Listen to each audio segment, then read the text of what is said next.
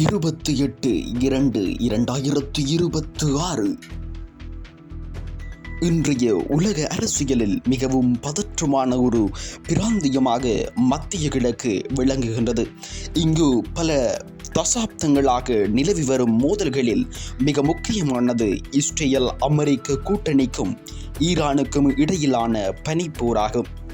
அணு ஆயுத போட்டி, பிராந்திய ஆதிக்கம் மற்றும் மறைமுக போர்கள் ஆகியவை இந்த மூன்று நாடுகளையும் ஒரு பெரிய போரின் விளிம்புக்கு தள்ளியுள்ளன. இந்த போரிற்கான முக்கியமான காரணங்கள் என்ன? ஈரான் அணு ஆயுதங்களை தயாரிப்பதாக அமெரிக்காவும் இஸ்ரேலும் குற்றம் சாட்டுகின்றன. ஈரான் அணு ஆயுத நாடாக மாறினால் அது இஸ்ரேலின் அழிவுக்கு வழிவகுக்கும் என்பதால் அதை தடுக்க இஸ்ரேல் தீவிரமாக உள்ளது.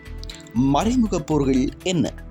இஸ்ரேலுக்கு எதிராக போராடும் லெபனானின் ஹிஸ்புல்லா, பலஸ்தீனத்தின் ஹமாஸ் மற்றும் ஏமானின் ஹீதி ஆகிய ஆயுதமேந்திய குழுக்களுக்கு ஈரான் நிதி உதவியும் ஆயுதங்களையும் வழங்கி வருகின்றது. பிராந்திய ஆதிக்கம், மத்திய கிழக்கு பகுதியில் யார் பெரிய வல்லரசு என்ற போட்டி, ஈரானுக்கும் அமெரிக்க ஆதரவு பெற்ற இஸ்ரேல் சவுதி அரேபியா கூட்டணிக்கு இடையே நிலவி வருகின்றது. அமெரிக்கா எப்போதுமே இஸ்ரேலின் மிக நெருங்கிய மற்றும் வலுவான கூட்டாளியாக இருந்து வருகின்றது. ஈரான் மீது கடுமையான பொருளாதார தடைகளை அமெரிக்கா விதித்துள்ளது. இதன் மூலம் ஈரானின் கச்சா எண்ணெய் வர்த்தகம் பெரிதும் பாதிக்கப்பட்டுள்ளது. ஈரானின் அச்சுறுத்தல்களில் இருந்து இஸ்ரேலை பாதுகாக்க அமெரிக்கா தனது அதிநவீன ஆயுதங்களையும் இராணுவ பலத்தையும் மத்திய கிழக்கில் நிலைநிறுத்தியுள்ளது.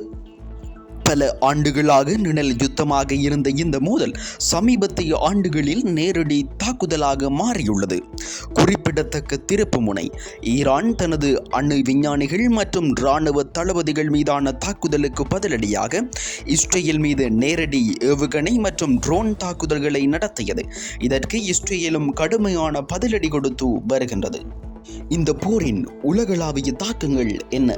இந்த நாடுகளுக்கு இடையேயான போர் வெறும் மத்திய கிழக்கோடு முடிந்து விடுவதில்லை. அது உலகம் முழுவதும் உள்ள சாதாரண மக்களையும் பாதிக்கின்றது.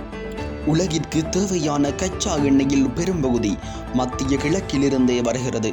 போர் ஏற்பட்டால் எண்ணெய் விநியோகம் தடை செய்யப்பட்டு பெட்ரோல், டீசல் விலை விண்ணை தொடும்.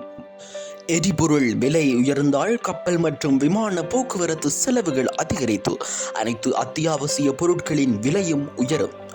மூன்றாம் உலகப் போர் என்ற பயம்.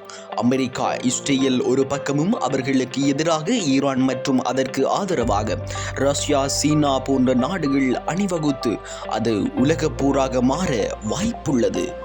உலக பொருளாதாரமும் மனித உயிர்களும் காக்கப்பட வேண்டுமெனில் ஆயுதங்களை விடுத்து அமைதி வழியை தேர்ந்தெடுப்பதே ஒரே தீர்வாகும்.